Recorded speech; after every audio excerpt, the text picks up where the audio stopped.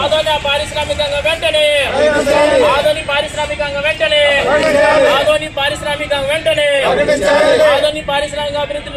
రాయలసీమలో వెనుకబడిన ప్రాంతము, కరువుకి నిలయమైనటువంటి ప్రాంతము. ఎన్నో సంవత్సరాలుగా ప్రభుత్వాలు పాలకులు మారినా ఎక్కడున్నటువంటి అభివృద్ధి అక్కడనే ఉంటూ ఈరోజు దయనీయమైనటువంటి పరిస్థితుల్లో ఈ 5 నియోజకవర్గాలు ఉండడం మన దురదృష్టకరము.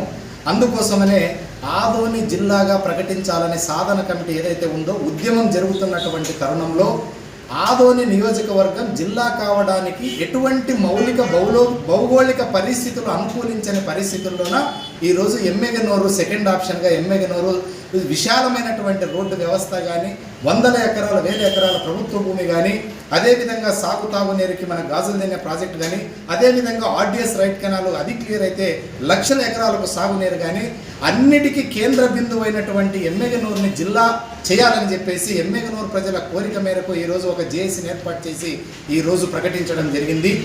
ఆదోని నియోజకవర్గాన్ని పారిశ్రామిక ఇండస్ట్రియల్ హబ్గా అభివృద్ధి చేస్తూ, అదే పత్తికొండ నియోజకవర్గం వాణిజ్య వ్యాపార సంస్థలకి అభివృద్ధి చేస్తూ, ఇక్కడ ఉన్నటువంటి మంత్రాలయం ఏదైతే ఉందో అక్కడ పర్యాటక రకంగా అభివృద్ధి చేస్తూ, అక్కడ యొక్క ఎయిర్లైన్స్ కూడా కనెక్టివిటీ చేయాలి ఖచ్చితంగా, దాన్ని అభివృద్ధి చేస్తూ, అక్కడ ఉన్నటువంటి ఆర్డిఎస్ కానీ అది చేస్తూ, ఆలూరు నియోజకవర్గంలో వేదావతి ప్రాజెక్టు చేసి లక్షల ఎకరాలకు సాగునీరు అందిస్తూ, మా డిమాండ్ ఏంటంటే 5 నియోజకవర్గాలు కూడా అభివృద్ధి జరగాలనేటువంటి డిమాండ్, న్యాయమైన డిమాండ్స్తో ఈరోజు జేఏసీ ఏర్పాటు చేయడం జరిగింది.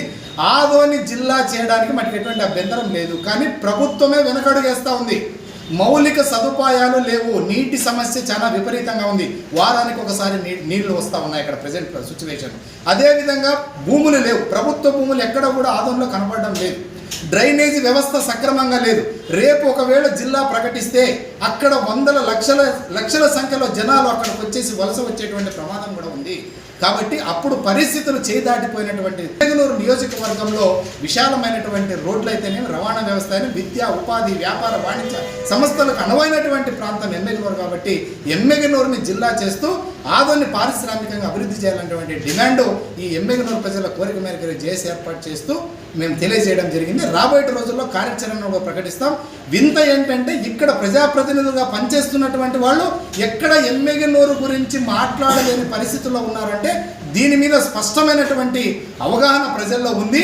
దీని మీద ఖచ్చితమైన సమాధానం చెప్పకపోతే రేపు రాబోయే కార్యాచరణలో మీ ఇండ్లను ముట్టడి కూడా జేఏసీ సిద్ధంగా ఉందని తెలియజేస్తూ, నా పేరు సి రంగయ్య, నేను ఎమ్మెగనూరు జిల్లా సాధన కమిటీ నాయకులు.